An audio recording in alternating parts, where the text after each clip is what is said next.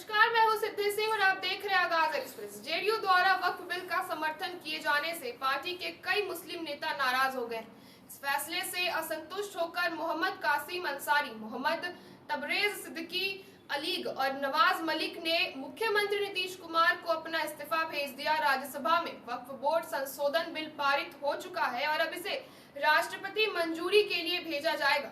यदि स्वीकृति मिलती है तो ये कानून बन जाएगा। इस बिल पर एनडीए की एकजुटता स्पष्ट रूप से दिखाई दी थी। बिहार में आगामी विधानसभा चुनाव की चिंता किए बिना जेडीयू ने खुल करके इस बिल का समर्थन किया, जिससे पार्टी में इस्तीफा का सिलसिला शुरू हो चुका है। अब तक 2 मुस्लिम नेता पार्टी छोड़ चुके हैं, जबकि अन्य के भी इस्तीफा देने की अटकलें तेजी से दिखाई दे रही। जेडीयू अल्पसंख्यक मोर्चा के प्रदेश सचिव नवाज मलिक ने वक्फ बिल के समर्थन को गलत ठहराया और मुख्यमंत्री को पत्र लिखकर अपना इस्तीफा भेजा। उन्होंने लिखा कि नीतीश कुमार ने मुसलमानों का वो भरोसा तोड़ दिया है जो उनकी पार्टी को धर्मनिरपेक्ष मानते थे। मलिक के अनुसार ये बिल संविधान में दिए गए कई मौलिक अधिकारों का उल्लंघन करता है।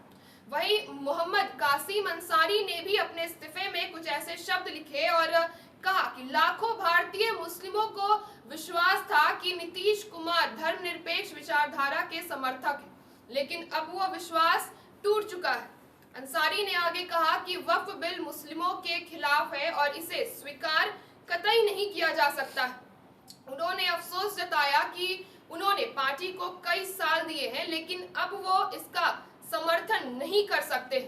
जेडीयू के अल्पसंख्यक विभाग के प्रदेश महासचिव मोहम्मद तबरेज सिद्दीकी अलीग ने भी अपना इस्तीफा मुख्यमंत्री को सौंप दिया है और अपने इस्तीफा के बाद उन्होंने कई ऐसे शब्द कहे जो वक्फ बोर्ड के खिलाफ बताए जाते हैं। इसके अलावा जेडीयू के पूर्व सांसद गुलाम रसूल बलीवाई ने भी पार्टी के खिलाफ बगावती जो है वो तेजी से दिखाई दे रही है।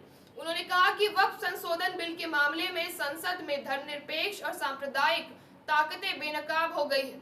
उन्होंने जल्द ही बैठक बुलाने में और सुप्रीम कोर्ट को और हाई कोर्ट में कानून विशेषज्ञों से सलाह लेने की भी बात कही है।